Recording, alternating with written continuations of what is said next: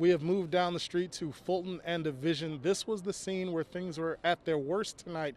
But to give you a little bit of taste of what's still happening, I told you that tensions weren't high, but emotions were still high. Just minutes ago, people getting in the face of the Kent County Sheriff standing behind me, walking up and down the line, cursing them out, screaming in their face, uttering profanities. The sheriff stood the line, the crowd turned around and retreated in the opposite direction.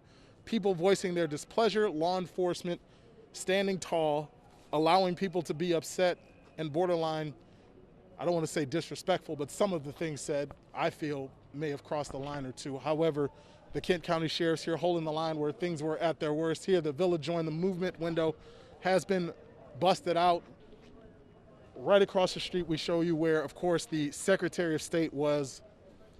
Windows burst. People trying to set the building on fire earlier in the evening until the law enforcement agents were able to move down the block, set off tear gas canisters in this area and take control of the area and begin to push the crowd away. And as I said earlier, Nick, that's when things kind of began to turn tonight. Once the crowd kind of dissipated from this area, law enforcement was able to once again try to seize control of this situation, and people started to eventually disperse. There are still angry people out here tonight.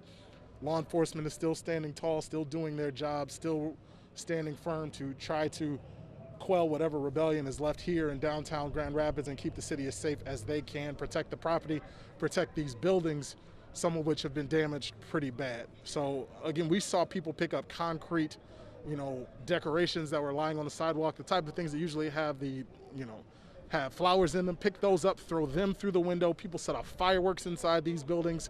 Things got pretty bad here tonight, but as you can see with how peaceful this scene seems to be right now, eerily so, actually, eerily peaceful versus what was here just an hour or two ago.